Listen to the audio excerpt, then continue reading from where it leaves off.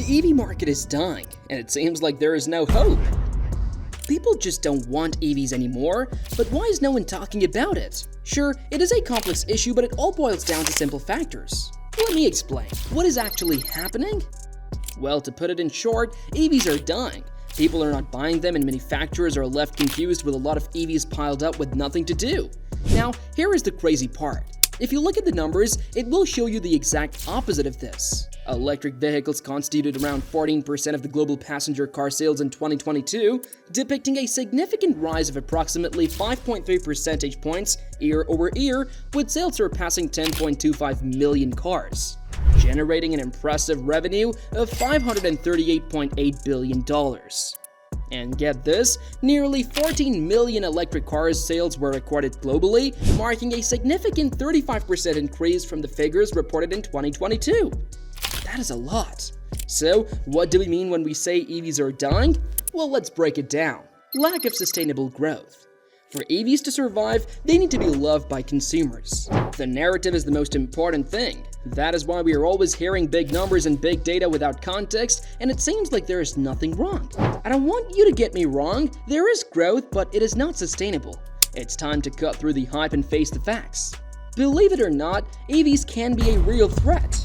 Not just for the market, but for our lives. And it is only time until we all know about the real issues. And let's start with the most concerning part. Batteries. By now, you must have heard how these batteries are manufactured and all the dirty work that goes unnoticed, but as they say, when the industry gets better, things will sort themselves out. As harsh as that might sound currently, that is the only way forward for the industry. But what is the point of that? If one is not sustainable for our planet, and even after all the processes it goes through, these batteries, the lifeblood of EVs, are like a ticking time bomb just waiting to go off. One wrong move and bam, you've got a fiery situation on your hands that could make even the bravest of firefighters break a sweat. Just ask the folks in San Francisco, where a 2024 parking garage blaze sparked by an EV battery had everyone scrambling for cover. Even the NHTSA has been keeping a close eye on this issue, and the news isn't exactly music to our ears. They have reported a concerning spike in EV fires, with Tesla leading the pack in these explosive incidents. Imagine trying to put out a battery-fueled inferno with your trusty garden hose. It ain't happening, folks. These fires require specialized training and equipment, which can lead to some serious delays in emergency response. The rise of electric vehicles has presented a new challenge for our emergency responders. These cutting-edge cars, with their sleek designs and advanced technologies, require a whole different set of skills and equipment when it comes to responding to accidents and emergencies. You see, the high-voltage battery systems in EVs pose some serious risks that traditional vehicles just don't have. Despite the 2024 training modules developed by the National Fire Protection Association, many emergency departments across the country are still struggling to keep up. They simply don't have the adequate training or specialized gear to handle these situations efficiently. And when every second counts, the delay can make all the difference. It's not just the battery systems either. The reinforced EV structures with their battery compartments makes rescue operations far more complicated compared to a regular car. In fact, there was a harrowing incident in Los Angeles back in 2024 that really highlighted just how much longer it takes to get occupants out of a crashed EV. Clearly, something needs to be done. Manufacturers and regulatory bodies need to come together to develop standardized protocols and provide comprehensive training for our emergency responders. But the reality is that this is just scratching the surface. Remember when EVs were hailed as the reliable, low-maintenance future of transportation? Well, according to the latest surveys from the folks at Consumer Reports, it's not all sunshine and rainbows in the world of electric vehicles. In fact, the data shows that EVs from the past 3 model years have experienced a whopping 79% more problems on average compared to their good old gas-guzzling counterparts. From issues with the engine and transmission to pesky electrical gremlins and frustrating infotainment glitches.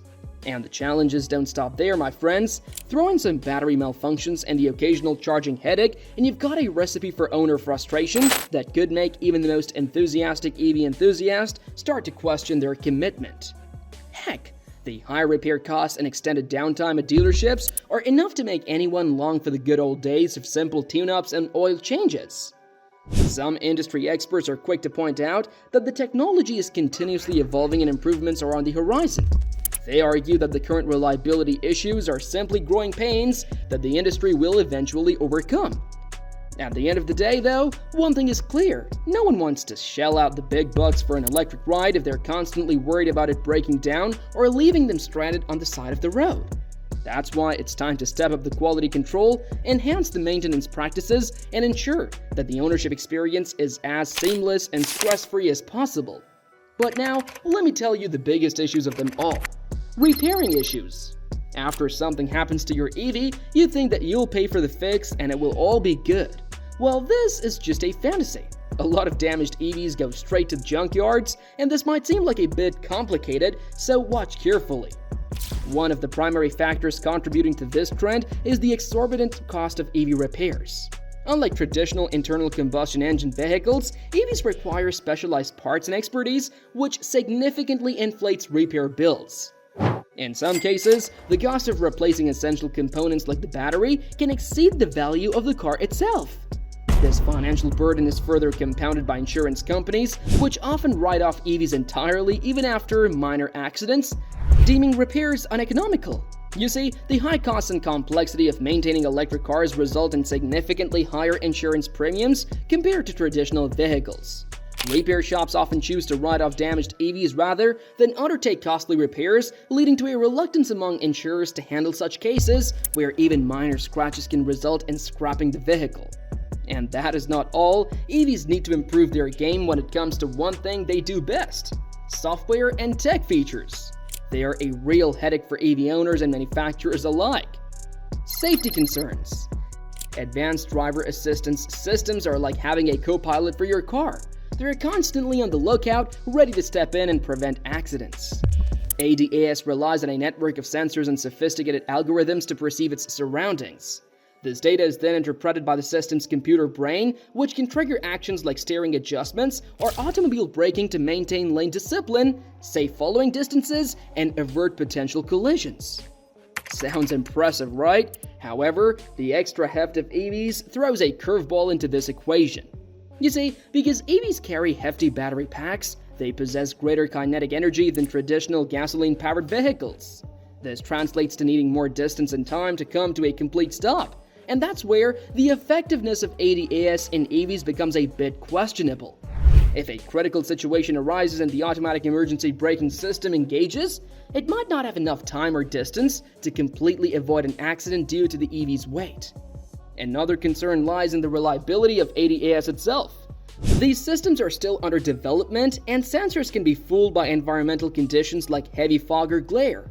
Misinterpreting data can lead to inappropriate system responses, potentially creating dangerous situations. Furthermore, over-reliance on ADAS can breed complacency in drivers.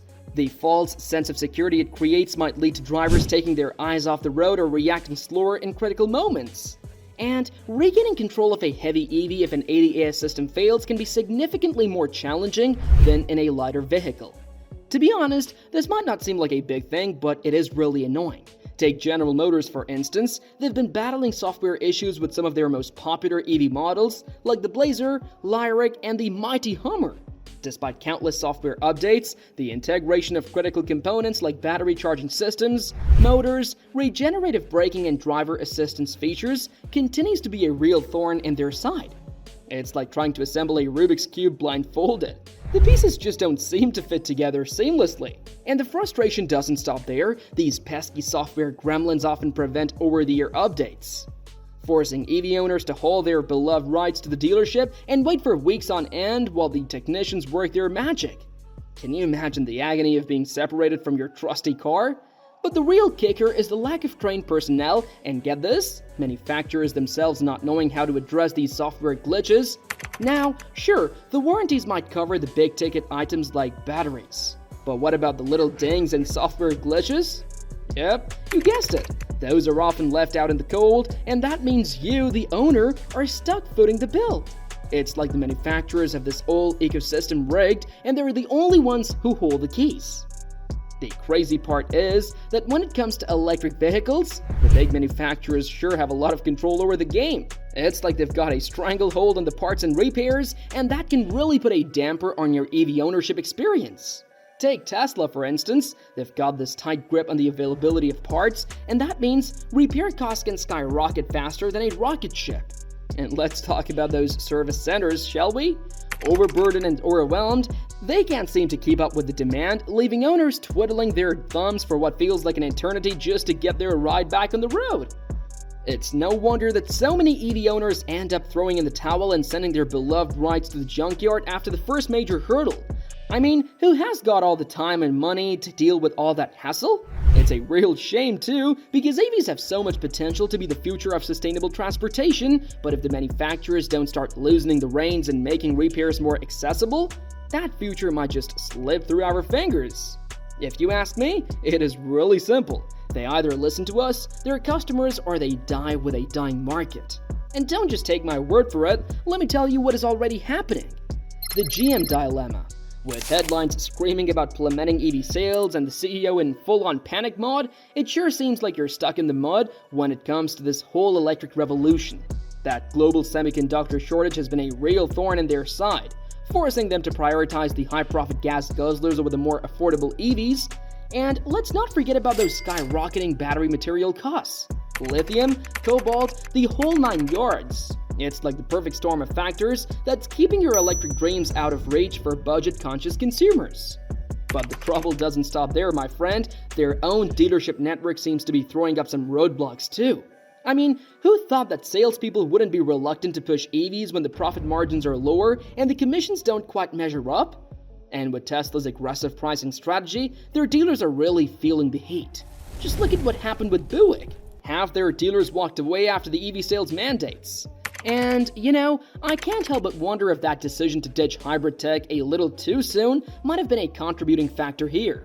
Sure, the fully electric future is where it's at, but let's be real, a lot of folks still find hybrids to be the perfect balance of affordability, reliability, and range. Just look at Toyota. They're absolutely crushing it with a 70% annual growth in hybrid sales. So let me ask you now, how will anyone buy a GM EV when they have alternatives? That is why General Motors electric vehicle sales have been a topic of interest in the automotive industry. In the first quarter of 2024, GM experienced a decline in EV sales, delivering 16,425 all-electric vehicles, which marked a 21% decrease compared to the previous year.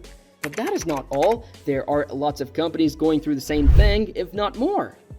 Dying market. Recently, this segment has been a real showdown between the heavyweight champions. GM, Ford, and the like, and the scrappy underdogs like Fisker, Canoo, and Workhorse. Everyone's joking for position in this fast-paced, ever-changing landscape, and let me tell you, it's been one heck of a ride so far.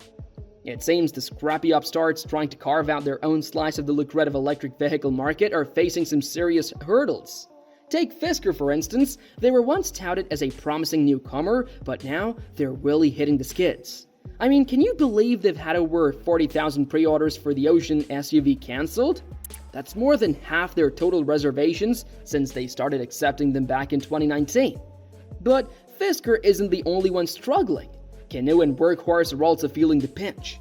Canoo, with their eye-catching futuristic designs and innovative business model, have really been tripping over themselves when it comes to ramping up production.